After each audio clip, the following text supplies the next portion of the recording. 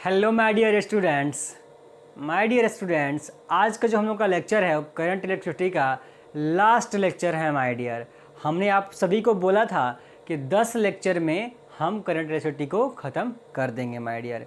जो हमारा सिलेबस है पूरा फुल सिलेबस हम आपको पढ़ा रहे हैं, ठीक है। तो आज हमारा 10 लेक्चर है, 10वां लेक्चर है करंट इलेक्ट्रिसिटी का, और 10वें लेक्चर के अंदर हम लोग आज अपना करंट इलेक्ट्रिसिटी पूरी तरह समाप्त करने वाले हैं माय डियर।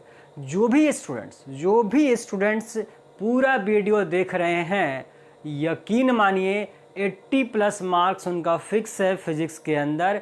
अगर वो थोड़ा और अपना पर्सनल मेहनत करते हैं तो 90 से भी ज़्यादा उनका मार्क्स, 95 मार्क्स तक उनका फिजिक्स के अंदर माय डियर आसानी से आ जाएगा। बस जो स्टूडेंट्स रोज़ वीडियो देख रहे हैं और कंप्लीट वीडियो देख रहे हैं वहीं इस बात का फ़ायदा, इस चीज़ का फ़ायदा उठा सकते हैं। क्योंकि आप देखेंगे अगर बिहार बोर्ड की चर्चा की जाए तो उसमें आपका 50% क्या होता है, ऑब्जेक्टिव क्वेश्चंस होता है। तो अगर आप पूरा वीडियो देख रहे हैं तो हर टॉपिक से कैसा ऑब्जेक्टिव क्वेश्चन बनाया जा सकता है या कैसा ऑब्जेक्टिव क्वेश्चन माय डियर पूछा जाता है, ये सारा डिस्कशन मैं हर टॉपिक के साथ करता हूं। अगर बच्चा पूरा वीडियो देख रहा है तो वो सुन के ही सारा ऑब्जेक्टिव कर देगा, वो केवल सुन के सारा ऑब्जेक्टिव कर देगा अगर सारा वीडियो देख रहा है माय डियर। और रह गई सब्जेक्टिव की बात, तो सारा एक एक चीज़ मैं आपको बोर्ड पे लिख करके बाकायदा आपका पूरा नोट्स तैयार कराता हूं, ताकि आपके सब्जेक्टिव क्वेश्चंस में कहीं से भी माय डियर कोई प्रॉब्लम क्रिएट ना हो। अब जो है एक सबसे बड़ी बात मैं आप सभी को बताना चाहता हूं। 1 दिसंबर से 30 दिसंबर तक मैंने आप सभी को बोला है कि ऑब्जेक्टिव क्वेश्चंस मैं करवाऊंगा, जिसमें 300 ऑब्जेक्टिव क्वेश्चन करवाऊंगा। और मैक्सिमम अगर 35 ऑब्जेक्टिव क्वेश्चन बिहार बोर्ड के अंदर आता है तो आप यकीन मानिए 32-33 ऑब्जेक्टिव क्वेश्चंस वहीं से आएंगे। ये बहुत बात मैंने कई बार बोल रखा है, लेकिन उसके बाद भी रोज़ मैसेजेस का भरमार आ रहा है कि ऑब्जेक्टिव क्वेश्चन बता दीजिए, जबकि मैं कितनी बार बोल चुका है 1 दिसंबर से कराऊंगा।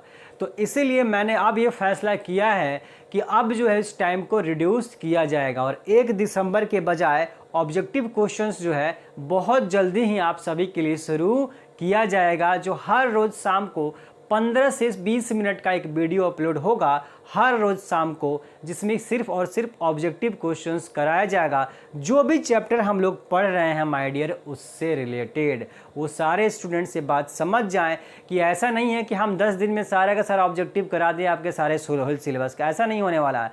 आप सभी को पहले सुबह का वीडियो देखना होगा कि क्या पढ़ाई हुआ है, उससे रिलेटेड जितना भी ऑब्जेक्टिव क्वेश्चंस होगा। जैसे हम लोग इलेक्ट्रोस्टैटिक्स खत्म कर चुके हैं, आज करंट भी खत्म कर लिए माय डियर। तो अब ये 2 चैप्टर का ऑब्जेक्टिव हम लोग धीरे धीरे करके जब शुरुआत करेंगे तो करेंगे। तो ऐसा नहीं हो कि एक बार में 2-4 दिनों में ख़त्म कर दिया इलेक्ट्रोस्टैटिक्स, अब नेक्स्ट पढ़ते हैं और 15-20 दिन में सारा ख़त्म कर दिया ऑब्जेक्टिव। ऐसा नहीं होगा। हमारा सिलेबस 30 दिसंबर को कंप्लीट होगा, तो आप यकीन मानिए धीरे धीरे करके हम ऑब्जेक्टिव क्वेश्चंस आप सभी को करा देंगे। तो मैं बस यही कहना चाहता हूं कि बहुत जल्द हम ऑब्जेक्टिव क्वेश्चंस आप सभी के लिए लेकर के आएंगे। आज का लेक्चर शुरू करते हैं। आज का लेक्चर हम लोग का लास्ट लेक्चर, और लास्ट लेक्चर में लास्ट टॉपिक विभव मापी पोटेंशियोमीटर। अगर देखा जाए पोटेंशियोमीटर तो सीबीएसई स्टूडेंट्स के लिए माय डियर काफ़ी इंपॉर्टेंट होता है, क्योंकि वहाँ पे क्वेश्चन जो है अक्सर पोटेंशियोमीटर का आता रहता है। यहाँ से न्यूमेरिकल क्वेश्चंस भी माय डियर आता है एग्जाम के अंदर सीबीएसई के। लेकिन अगर आप बिहार बोर्ड की बात करें या यूपी बोर्ड की बात करें तो वहाँ पे पोटेंशियोमीटर से क्वेश्चन बहुत कम ही पूछा जाता है माय डियर, बहुत कम पूछा जाता है। मतलब ऐसा है कि 5-6 सालों में कभी एक बार क्वेश्चन यहाँ से आ जाता है माय डियर पोटेंशियोमीटर से। तो हम चलते हैं, आज हम लोग शुरू करते हैं। लेकिन शुरू करने से पहले ही मैं सभी का अपनी कॉपी में नोट कर लेंगे।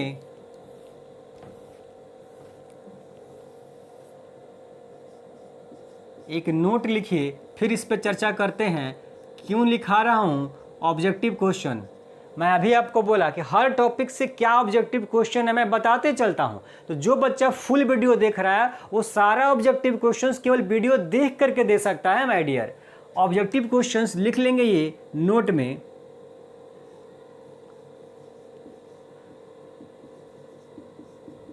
The EMF of cell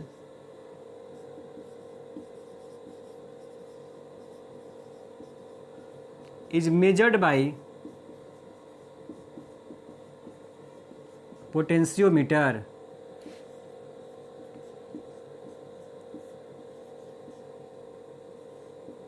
cell के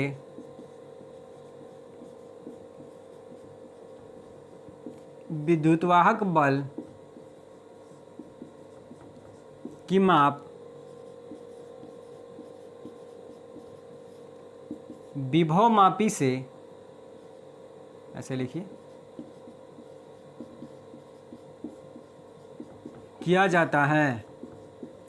बहुत बार ऑब्जेक्टिव क्वेश्चन पूछा गया है, तो आप याद रखेंगे कि किसी भी सेल का विद्युतवाहक बल, किसी भी सेल का इलेक्ट्रोमोटिव फोर्स, ईएमएफ किस चीज़ से मेजर करते हैं माय डियर? पोटेंशियोमीटर से मेजर करते हैं। हम लोग वोल्टेज को वोल्टमीटर से भी मेजर कर सकते हैं, गैल्वेनोमीटर से भी वोल्टेज मेजर कर सकते हैं, और आपका पोटेंशियोमीटर से भी कर सकते हैं। लेकिन सेल के केस के लिए हम लोग विभवमापी का इस्तेमाल करते हैं, पोटेंशियोमीटर का इस्तेमाल करते हैं माय डियर। ठीक है, क्योंकि हमें एग्जैक्ट रीडिंग चाहिए होती है, इसलिए पोटेंशियोमीटर हम लोग यूज करते हैं। अदरवाइज आप वोल्टमीटर, गैल्वेनोमीटर यूज करेंगे तो वहाँ पे एग्जैक्ट रीडिंग नहीं मिल पाएगी। कुछ एनर्जी, कुछ वोल्टेज क्या करेगा, वो ड्रॉप कर लेगा, एनर्जी कंज्यूम कर लेगा, तो एग्जैक्ट रीडिंग नहीं मिलती है। तो ये बात को आप ध्यान रखेंगे। मैं हट जाता हूँ, आप माय डियर वीडियो रोक करके इस बात को लिख लीजिए सबसे पहले, फिर हम लोग पोटेंशियोमीटर शुरू करते हैं। चलिए मैं इसे अब मिटा रहा हूं।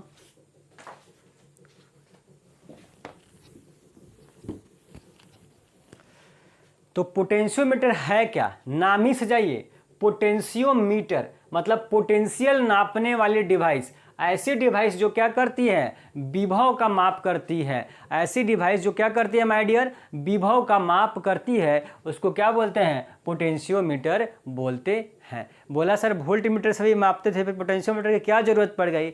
इसलिए जरूरत पड़ गई क्योंकि वोल्टमीटर जो है वो एग्जैक्ट रीडिंग नहीं देता है। रेजिस्टेंसेस ज़्यादा होने की वजह से वोल्टेज कंज्यूम कर लेता है, तो जितनी वोल्टेज हमें एक्चुअली में कंज्यूम हो रही है वो हमें पता ही नहीं चल पाएगा। जब आप रीडिंग लेने जाएंगे तो उतनी वोल्टेज आपको मिल ही नहीं पाएगी माय डियर। इसलिए हम लोग पोटेंशियोमीटर का इस्तेमाल करते हैं। अब आप जरा इस फोटो को समझेंगे, इसके डायग्राम को हम लोग सबसे पहले माय डियर समझते हैं।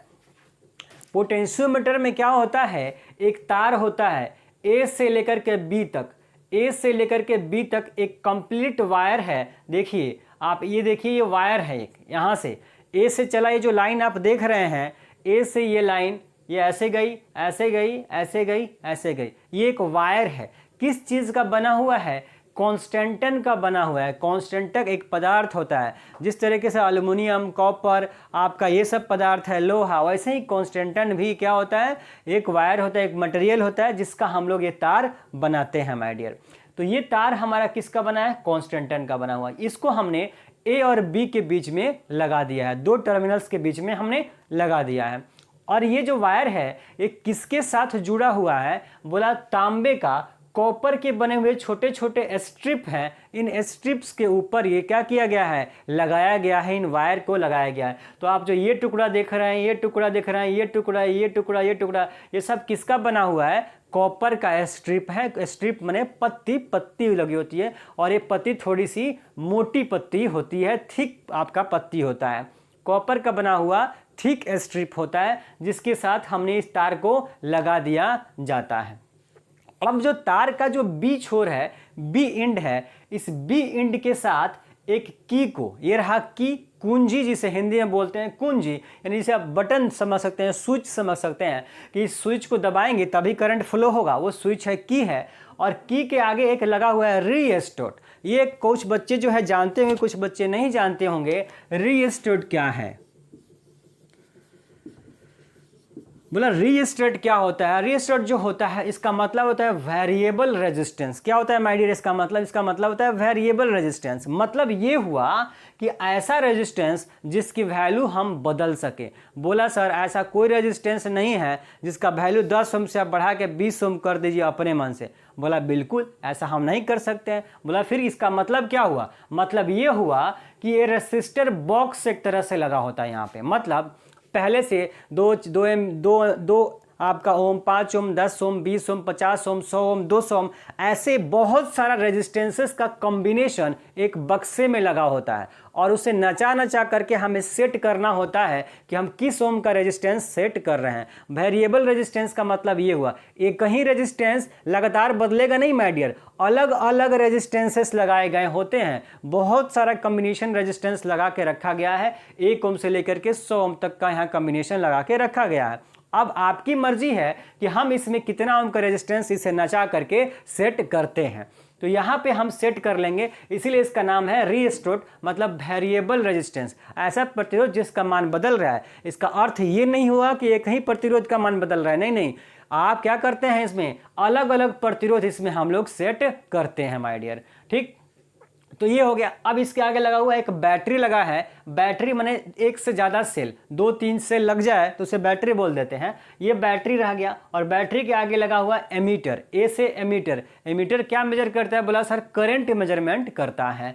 और एमीटर क्या किससे जोड़ दिया गया है, सब लेकर के ए से। लेकिन अगर आप देखें तो ए से लेकर के बी तक, ए और बी ये रहा, यहाँ से यहाँ गए, यहाँ से यहाँ, तो ए से बी का जो ये बाहर का सर्किट है इसको बाहरी परिपथ बोलते हैं, एक्सटर्नल सर्किट बोलते हैं। और ये जो अंदर है इसको इंटरनल सर्किट। तो पोटेंशियोमीटर 2 पार्ट में है, एक इंटरनल सर्किट, एक एक्सटर्नल सर्किट। बाहरी सर्किट में कौन कौन लगा हुआ है, बोला एक की लगा हुआ है, एक रिएस्टोट लगा है, एक बैटरी लगा है, एक एमीटर लगा हुआ है। ये एमीटर क्यों लगा के रखा है, ताकि इस बैटरी से कितना करंट निकले हमें पता चल सके माय डियर। ठीक, अब ये बाहरी सर्किट की बात हम समझ गए कि भाई इसमें क्या क्या लगा होता है। अब अंदर की बात कर लेते हैं, अंदर में क्या लगा के रखा है। आप देख लिए कि ए से बी में हमने कांस्टेंटन का तार लगाया हुआ है। अब क्या करते हैं, इससे हम लोग क्या करने वाले हैं, पोटेंशियोमीटर से हम करने क्या वाले हैं माय डियर, पोटेंशियोमीटर से हम लोग किसी भी सेल का, अभी मैंने आपको नोट में लिखा दिया, किसी भी सेल का ईएमएफ विद्युत वाहक बल की माप करते हैं।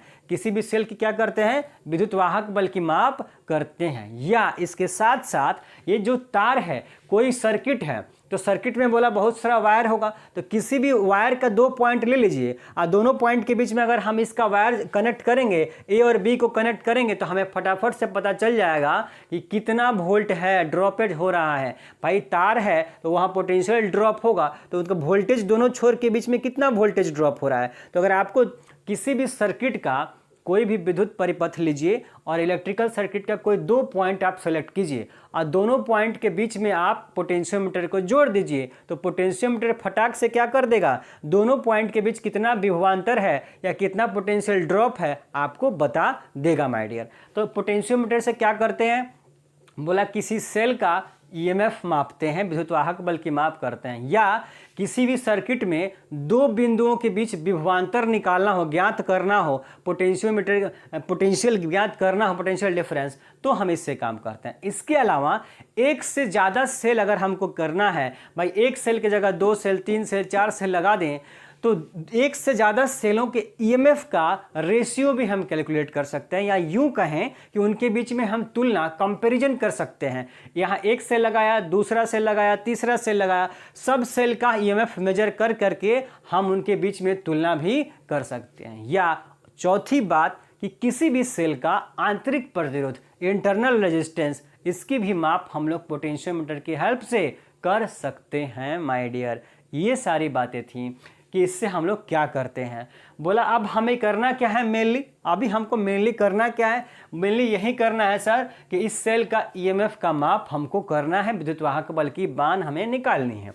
तो हम क्या करते हैं, इस एक ए से इस सेल को जोड़ देते हैं और सेल के साथ क्या कनेक्ट कर देते हैं, एक गैल्वेनोमीटर जी को कनेक्ट कर देते हैं। गैल्वेनोमीटर आप सभी को पता है हाईली सेंसिटिव डिवाइस होता है करंट के लिए, मतलब थोड़ी सी भी करंट आएगी, मतलब 0.001 एम्पियर, इतनी सेंसिटिविटी, यानी इतना एम्पियर का करंट भी अगर सर्किट में फ्लो हो रहा हो तो गैल्वेनोमीटर की नीडल डिफ्लेक्ट करना शुरू कर देती है माय डियर।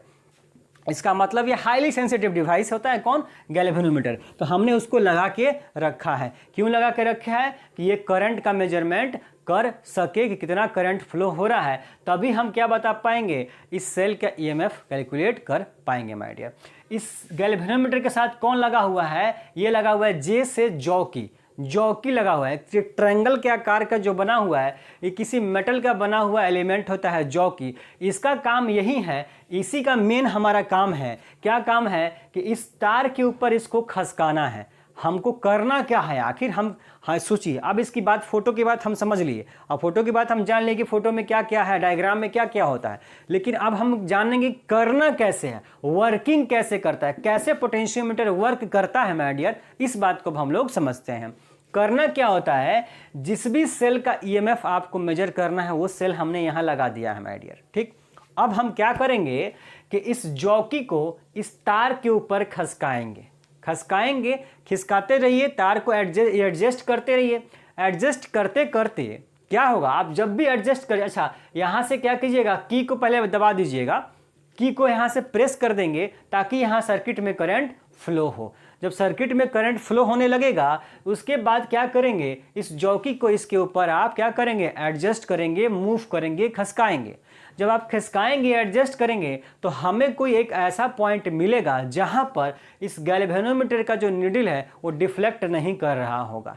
क्या होगा, एक ऐसा पॉइंट मिलेगा जहां पे गैल्वेनोमीटर का नीडल डिफ्लेक्ट नहीं कर रहा होगा। जहां भी नहीं कर रहा होगा वहां पे इस जॉकी को छोड़ देंगे माय डियर। और छोड़ने के बाद क्या करेंगे, ए पॉइंट से लेकर के जिस भी पॉइंट पे, मान लीजिए जे पॉइंट पे हमारा क्या हो गया है, गैल्वेनोमीटर में नीडल में डिफ्लेक्शन नहीं हो रहा है, तो उसको हम लोग क्या बोलेंगे, बैलेंस कंडीशन बोलेंगे। जैसे हीट स्टोन में बैलेंस कंडीशन होता था कब, जब गैल्वेनोमीटर में कोई करंट फ्लो माय डियर नहीं होता था, वैसे भी यहां भी होगा।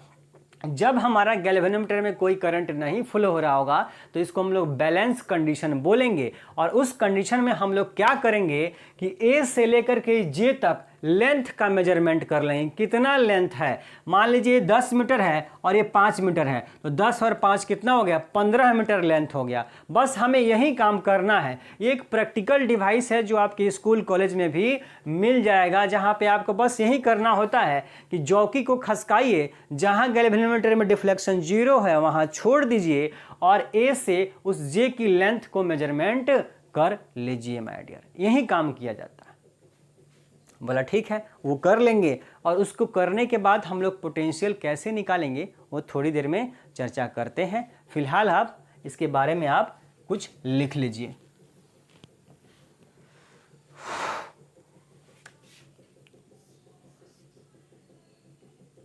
लिखिए,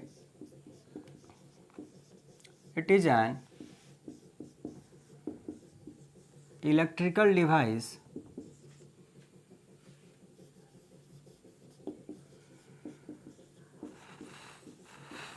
which is used to measure the EMF of cell, comma, the potential difference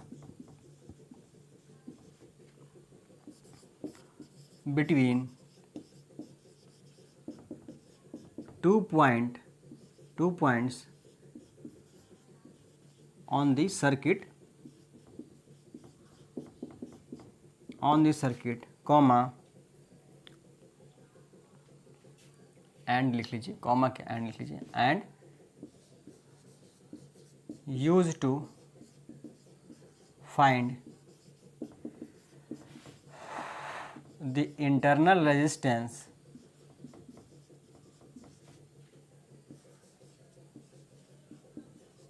of wire. लिख लेंगे माय डियर। सिर में काफ़ी दर्द है माय डियर, एक्चुअली कोचिंग्स खुल गए हैं हमारे यहाँ और सुबह से लेकर के जो है शाम हो जाता है 7 बजे तक। तो अभी आज ये वाला वीडियो रात को शूट हो रहा है। अब सुबह से बोलते बोलते सिर में काफ़ी दर्द है, लेकिन फिर भी आपके लिए वीडियो ज़रूर मैं शूट कर रहा हूँ। रात का टाइम है, हो सकता है विजिबिलिटी आपके लिए कम हो जाए, वीडियो सुबह में अपलोड हो जाएगी आपके लिए। लिख लेंगे।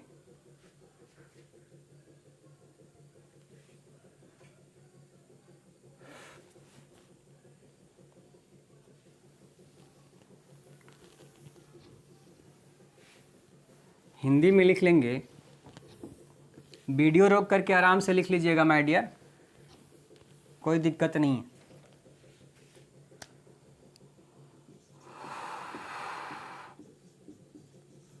विभवमापी एक ऐसा विद्युत यंत्र है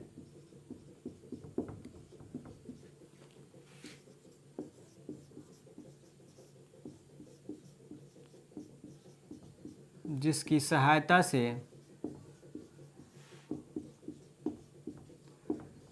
किसी सेल का विद्युतवाहक बल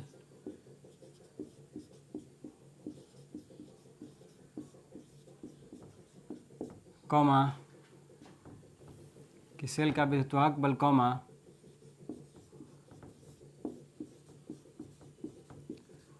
किसी परिपथ में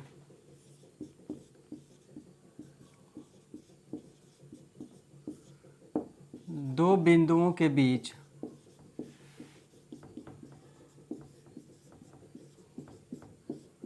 का विभवांतर तथा किसी सेल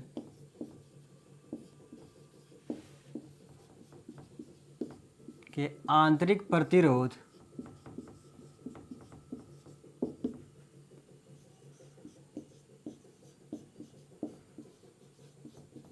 को ज्ञात करने में किया जाता है।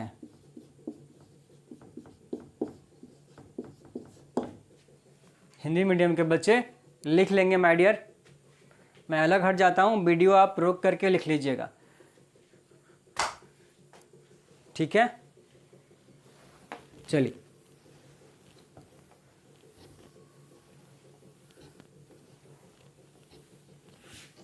नेक्स्ट लिखेंगे कंस्ट्रक्शन। इसका कंस्ट्रक्शन मैं आपको समझा चुका हूँ। कंस्ट्रक्शन बनावट, बनावट में लिखेंगे it consist a long wire, जिसका नाम हम लोग ए बी दे रहे हैं, long wire A B, which is made of constant and it is connected with thick copper strip, thick copper strip, ठीक है। ये थिक कॉपर स्ट्रिप के साथ क्या होता है, हमारा वायर जुड़ा होता है। नेक्स्ट लाइन में लिखेंगे कंस्ट्रक्शन में क्या क्या है, अकी कॉमा restored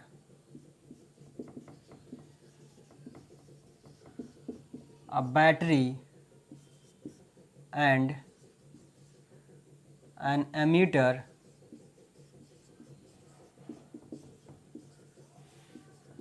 is connected between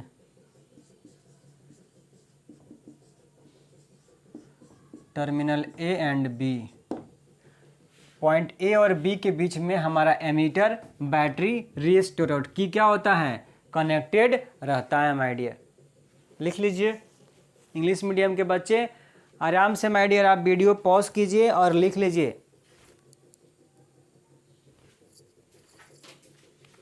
अब मैं इसे मिटा रहा हूं।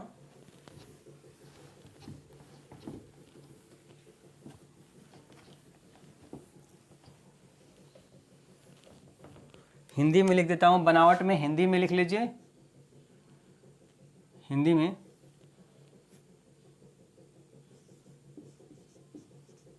इसमें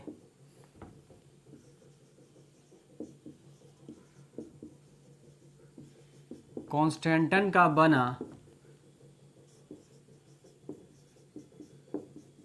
एक तार ए बी होता है जो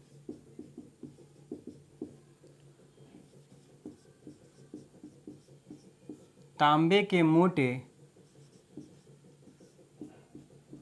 पत्ती के साथ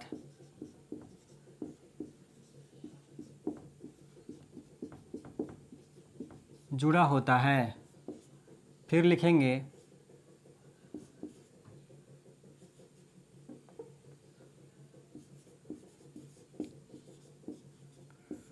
टर्मिनल ए और बी, टर्मिनल ए तथा बी के बीच, ए और बी के बीच कौन कौन जुड़ा है माय डियर? बीच एक कुंजी, कुंजी क्या है? के,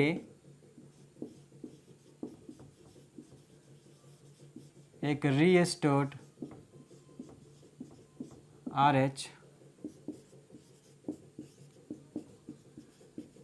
एक बैटरी बी तथा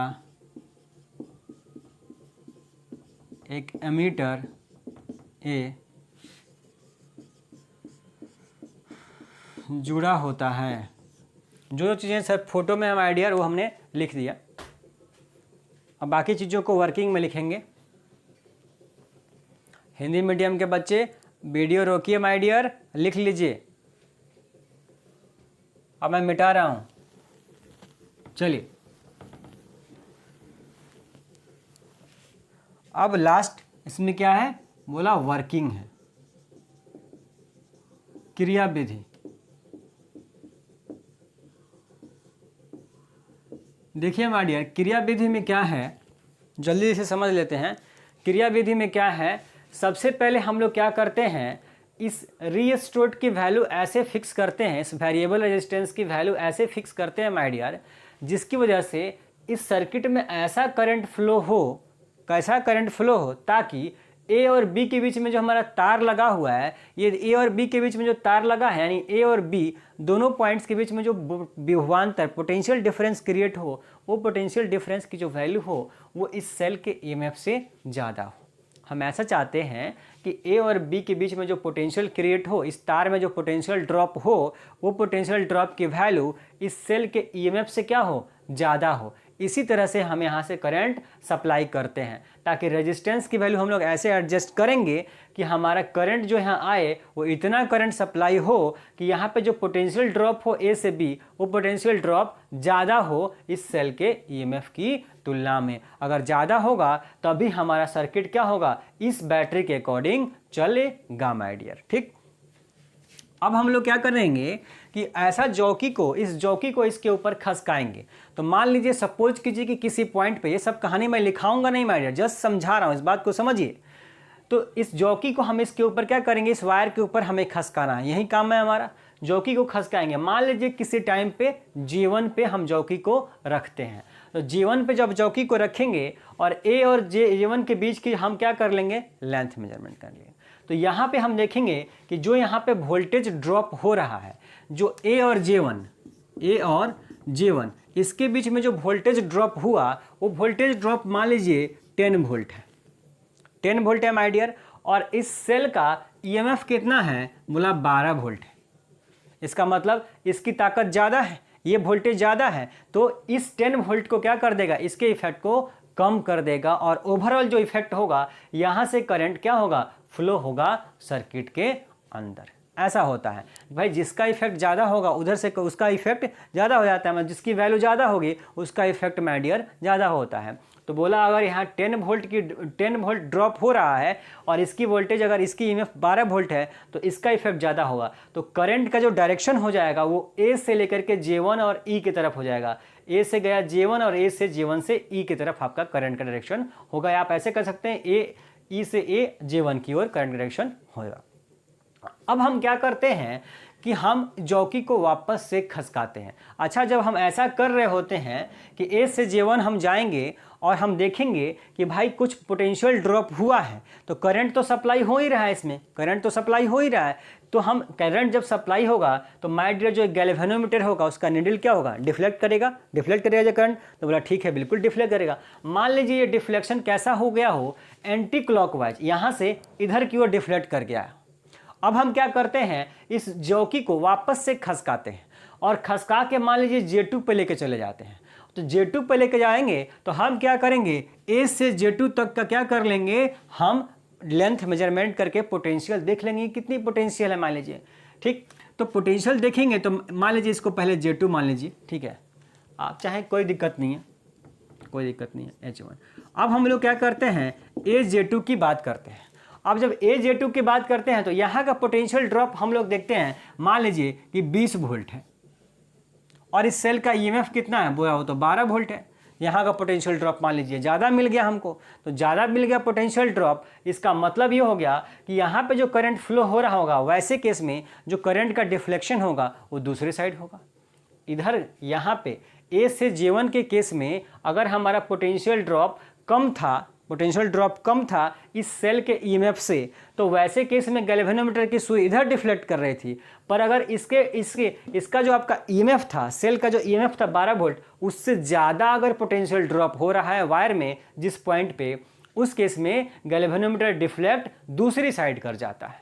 मतलब एक बार गैल्वेनोमीटर की नीडल इधर भाग रही थी J1 के लिए और J2 के लिए मान लीजिए इधर भाग गया, तो इसका मतलब तो ये हुआ कि माय डियर कहीं ना कहीं दोनों के बीच में भाग रहा है, तो कहीं एक ऐसा पॉइंट आएगा जो आपका गैल्वेनोमीटर की नीडल एकदम स्ट्रेट हो जाए, यानी डिफ्लेक्शन ही ना हो, एक बार इधर भाग रही है एक बार इधर भाग रही है। इसका मतलब कोई एक ऐसा पॉइंट आएगा इस J1 और J2 के बीच में, एक ऐसा पॉइंट आएगा जिसके लिए डिफ्लेक्शन होगा ही नहीं। तो हम लोग गैल्वेनोमीटर को क्या करेंगे, खसका करके उस पॉइंट को सेलेक्ट कर लेंगे जहाँ पे गैल्वेनोमीटर में करंट डिफ्लेक्शन क्या हो रहा होगा, नहीं हो रहा होगा। और डिफ्लेक्शन जब नहीं हो रहा होगा तो हम क्या करेंगे, जॉकी को माय डियर वहीं पे छोड़ देंगे, और जहाँ पे छोड़ेंगे इस पॉइंट को हम लोग बोलेंगे नल पॉइंट। क्या बोलेंगे, नल पॉइंट बोलेंगे। नल का मतलब क्या होता है, जीरो, कुछ नहीं, मतलब यहाँ पे हमारा क्या हो जाएगा, करंट फ्लो नहीं हो रहा होगा। और जब करंट फ्लो नहीं हो रहा होगा वैसे केस में हम क्या करेंगे, A से J की लेंथ मेजर कर लेंगे। और इस कंडीशन को हम लोग बैलेंसिंग कंडीशन हीट स्टोन में भी बोल रहे थे, यहाँ भी बैलेंसिंग कंडीशन बोलते हैं माय डियर। तो बस क्या करेंगे, लेंथ का मेजरमेंट कर लेंगे और उसी लेंथ को क्या करते हैं, बैलेंसिंग लेंथ बोलते हैं माय डियर। क्या बोलते हैं, बैलेंसिंग लेंथ। हमारा बस काम यही है कि हम बैलेंसिंग लेंथ ढूंढें कि तार पे कहाँ हमारा करंट गैल्वेनोमीटर में जीरो है। जहाँ जीरो है वहाँ इस जॉकी को छोड़िए, लेंथ का मेजरमेंट कीजिए, उसको पोटेंशियल ग्रेडियंट में मल्टीप्लाई कीजिए, सेल का EMF मिल जाएगा। तो ये इसकी वर्किंग थी। वर्किंग मैं लिख देता हूँ, फटाफट से आप लोग नोट कर लीजिए। इन potentiometer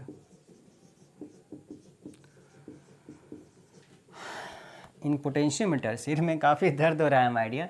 in potentiometer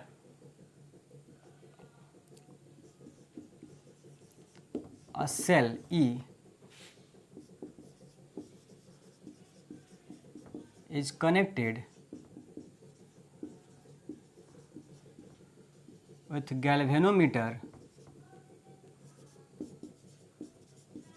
and jockey. Jockey is so adjusted on the wire that there is no deflection. There is no deflection in the needle of galvanometer. This point on a wire is called null point. Video रोक के लिखिए, आपको नीचे दिखेगा नहीं, मैं ऊपर मिटा रहा हूँ, आप रोक करके ऊपर वाला लिख लीजिएगा।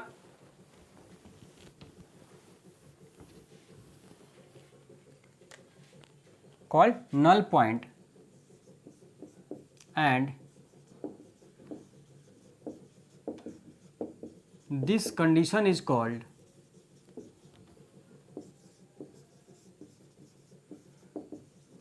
balancing condition of potentiometer and at this stage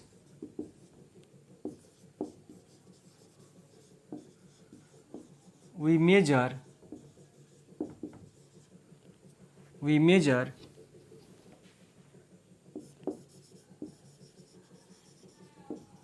the length between A and J। Null point के ब्रैकेट में J लिख लीजिएगा, the length between A and J।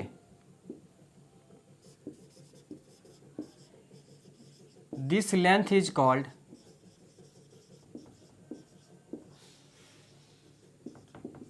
Balancing length.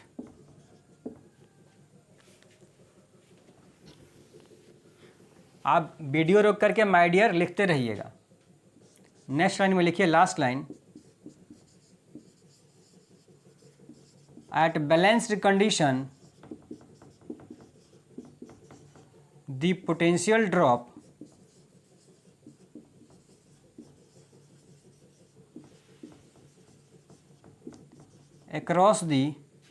Across किसके बीच में, ए एंड जे लिख लीजिए, छोड़िए वायर लिख के बाद में, पोटेंशियल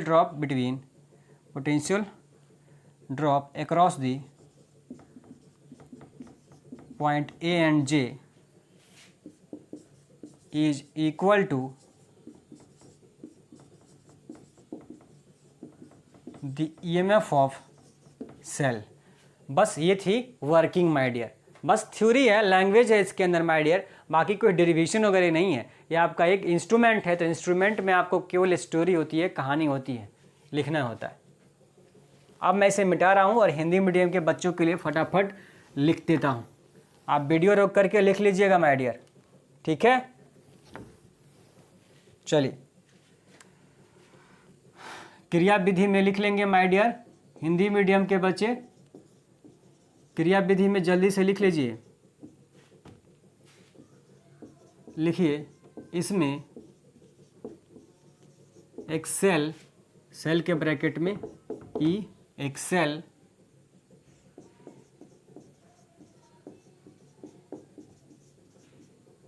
गैल्वेनोमीटर जी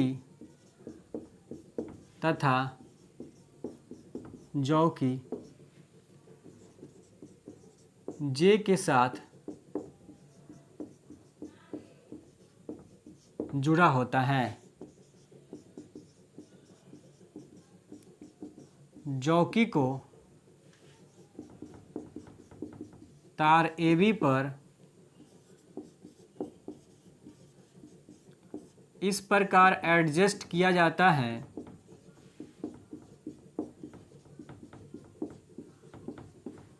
कि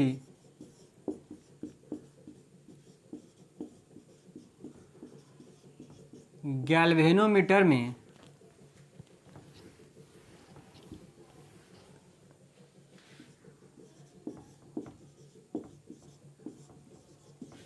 विक्षेप का मान 0 हो। इस स्थिति में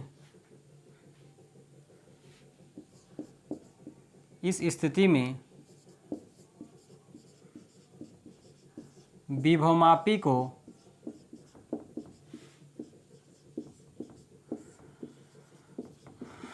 संतुलित अवस्था में माना जाता है। इस स्थिति में विभवमापी को क्या करते हैं, संतुलित अवस्था में मानते हैं। ऊपर का मुझे लगता है अवस्था है, आप लोग लिख लिए होंगे माय डियर, मैं इसे मिटा रहा हूँ। जिन्होंने नहीं लिखा, मैं बार बार बोलता हूँ, वीडियो रोकिए और लिखिए, लिखना जरूरी है, नोट्स बनाना जरूरी है। संतुलित अवस्था में माना जाता है।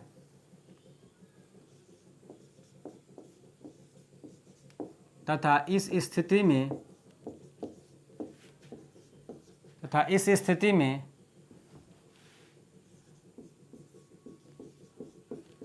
बिंदु ए तथा जे के बीच तार की लंबाई की माप कर ली जाती है।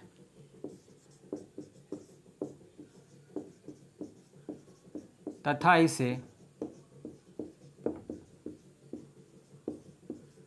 संतुलित लंबाई कहा जाता है।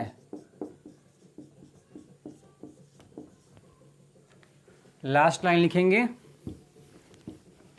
कहा जाता है।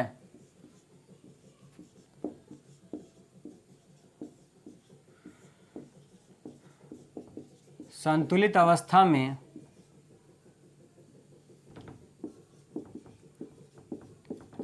ए तथा जे के बीच का विभवांतर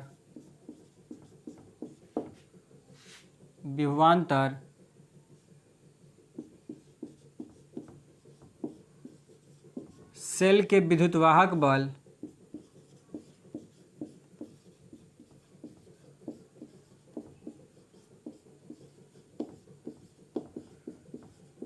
के बराबर होता है, माय डियर। बस ये था इसका पोटेंशियोमीटर का जो वर्किंग वगैरह था, ये सारी बातें मैंने आपको लिख दी है माय डियर। ठीक है, अब रह गया एक छोटा सा फॉर्मूला। मैं आप हट गया हूं, आप आराम से लिख लीजिएगा क्योंकि समय कम है, इसे मिटा कर मैं वापस से लिख रहा हूं। ठीक है,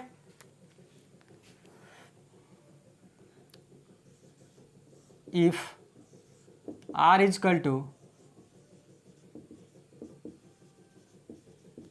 resistance of wire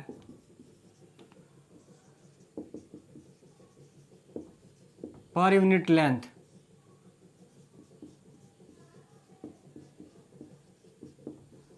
तार के एकांक लंबाई का प्रतिरोध, और I बराबर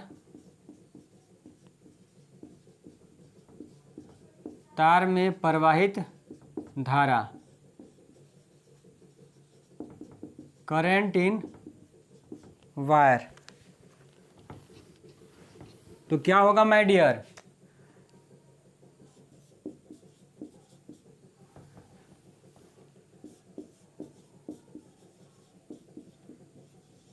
पोटेंशियल बिटवीन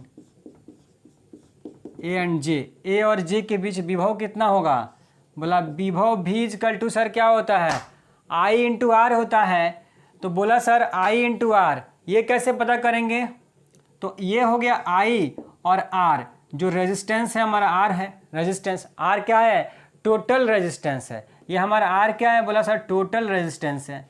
बोला सर भी आई तो वहीं रह गया, और टोटल रेजिस्टेंस ये एकांक लंबाई पे है, तो टोटल लंबाई कितना है, बैलेंसिंग लेंथ कितना है? बोला सर एल है। तो आर में किससे मल्टीप्लाई कर देंगे? एल से। ब्रैकेट में आप लिख लीजिए आर इंटू एल, जहाँ ये एल क्या है सर, ये एल है बैलेंसिंग लेंथ।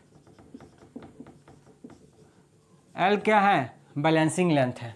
आर पूरा प्रतिरोध यहाँ से यहाँ का, और छोटा आर क्या है? एकांक लंबाई का। तो बोला ए से जे का लंबाई पहले नाप लीजिए, और लंबाई में अगर आर से मल्टीप्लाई कर देंगे तो टोटल रेजिस्टेंस मिल जाएगा, और टोटल रेजिस्टेंस में करंट से मल्टीप्लाई करिए तो वोल्टेज मिल जाएगा। बोला मिल गया। ठीक, V equal to I R, ये हो जाएगा V equal to K L. यही फार्मूला है, जहाँ K इजकल टू क्या है, I इंटू आर है। जहाँ K क्या है, I इंटू आर को क्या मान लेंगे, K मान लेंगे। वीडियो रोक करके लिख लीजिए माय डियर, यही फार्मूला है पोटेंशियोमीटर का। मैं हट गया हूं, आप लिख लीजिए। के क्या है? के को बोलते हैं पोटेंशियल ग्रेडियंट, पोटेंशियल ग्रेडियंट, विभव प्रवणता।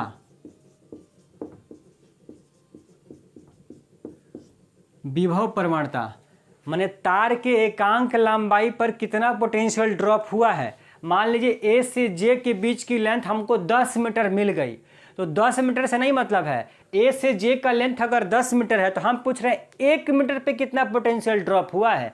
तो 1 मीटर में जो पोटेंशियल ड्रॉप हुआ होगा उसी को पोटेंशियल ग्रेडियंट कहा जाता है माय डियर। ये फॉर्मूला है। तो अभी मैंने आपको बोला कि बैलेंसिंग कंडीशन में, संतुलित अवस्था में जो ए और जे के बीच का विभव मिलेगा, विभवांतर मिलेगा, पोटेंशियल ड्रॉप मिलेगा, पोटेंशियल डिफरेंस मिलेगा, वही पोटेंशियल डिफरेंस, वही पोटेंशियल ड्रॉप इस सेल के ईएमएफ के बराबर होता है। तो बोला सर इस सेल का ईएमएफ कितना है, ई है, इसका मतलब ई बराबर क्या हो जाएगा, के इंटू एल हो जाएगा।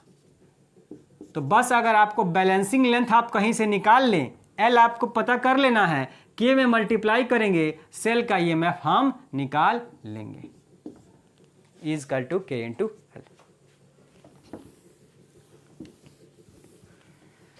अगर दो सेल के लिए for comparing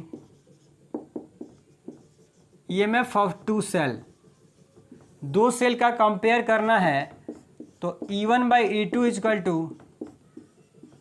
L1 by L2। दो सेल के कंपेयर के लिए ये फॉर्मूला लिख लेंगे नोट में। दो सेल का विद्युत वाहक बल का तुलना करना है, E1 by E2 is equal to L1 by L2। मिटा रहा हूं माय डियर। अगर note number first, note number second, for internal resistance, अगर हमें आंतरिक प्रतिरोध पता करना है, इंटरनल रेजिस्टेंस माने आंतरिक प्रतिरोध, तो हम पढ़े हैं सर E माइनस भी बाई भी इंटू आर, ये पढ़ चुके हैं सर हम, ठीक है। तो E बाई भी की वैल्यू यहाँ पे क्या आती है, L1 बाई L2 आती है। तो मैं इसको ऐसे भी तो लिख सकता हूँ, क्या सर, E बाई भी माइनस 1, बोला बिल्कुल लिख सकते हैं। ये फार्मूला हम लोग इंटरनल रेजिस्टेंस वाले टॉपिक में पढ़ चुके हैं। तो R इजकल टू हो जाएगा E बाई भी, E बाई भी कितना होता है, बोला L1 बाई L2, तो L1 by L2 minus 1 into capital R। तो इंटरनल रेजिस्टेंस की वैल्यू हम इस फार्मूले से निकाल लेंगे। ये दो सेल का ईएमएफ का तुलना करना होगा तो इस फार्मूला का इस्तेमाल करेंगे। किसी सेल का आंतरिक प्रतिरोध पता करना होगा विभवमापी की सहायता से, तो इस फार्मूले का अब हम इस्तेमाल करते हैं माय डियर। तो ये था हमारा पोटेंशियोमीटर माय डियर, और इसके साथ ही करंट इलेक्ट्रिसिटी आपका ख़त्म हो गया है। हमने पूरा सिलेबस आपको कंप्लीट कराया है करंट इलेक्ट्रिसिटी का 10 लेक्चर के अंदर। अब मैं आप सभी को एक बात बोलना चाहता हूं कि मैंने बोला है कि आज ही शाम को एक न्यूमेरिकल का वीडियो अपलोड करूंगा, लेकिन आप सभी को मैंने बताया कि स्वास्थ्य कारणों की वजह से अभी काफ़ी सिर में दर्द है, उसकी वजह से वीडियो शूट नहीं हो पाएगा और आज शाम को ये वीडियो नहीं आ पाएगा। तो कल सुबह जो हमारा वीडियो होगा वो मैग्नेटिक इफेक्ट का नहीं होगा, बल्कि कल सुबह हम लोग करंट इलेक्ट्रिसिटी का एक न्यूमेरिकल वाला वीडियो करेंगे। उसके बाद नेक्स्ट डे मैग्नेटिक इफेक्ट शुरू करेंगे। तो मिलते हैं नेक्स्ट लेक्चर में।